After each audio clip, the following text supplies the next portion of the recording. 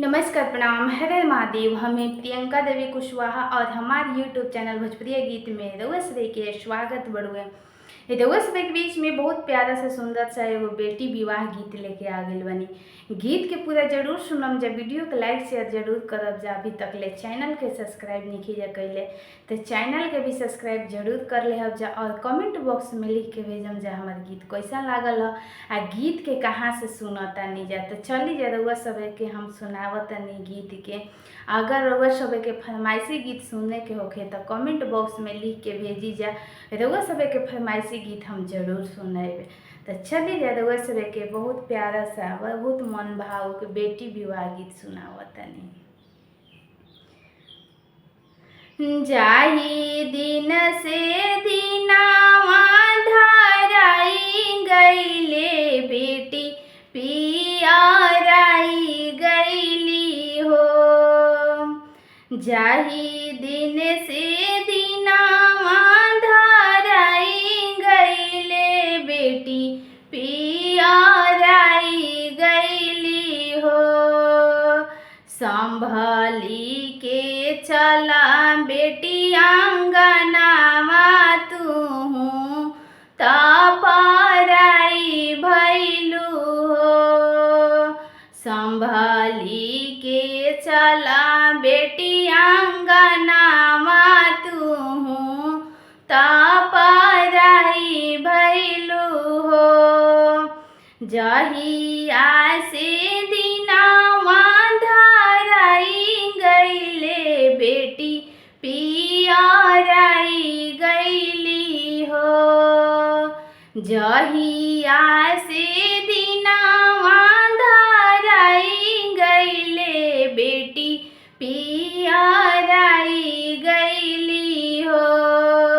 संभली के चला बेटी आंगनावा तूहू तपराई भैलू हो। संभली के चला बेटी आंगनावा तूहू तपराई भैलू हो। पापा की फटिला करे जावा जैसे के बादल फाटिला हो।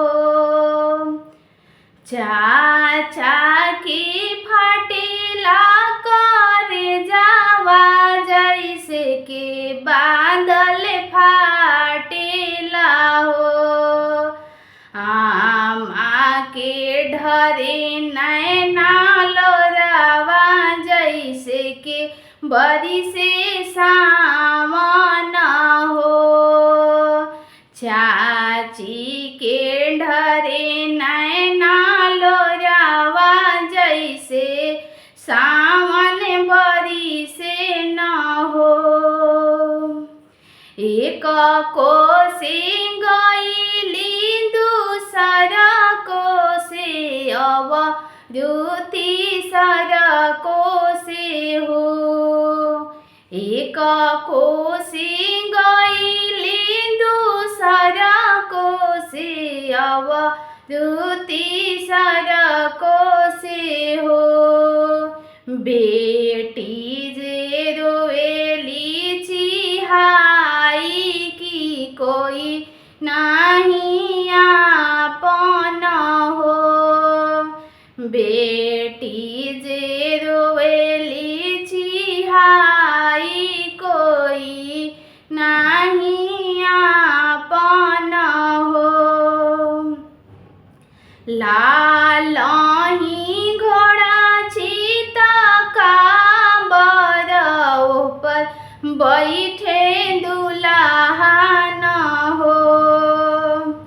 लालही घोड़ा चीता काबर ऊपर बैठे दुल्हा न हो।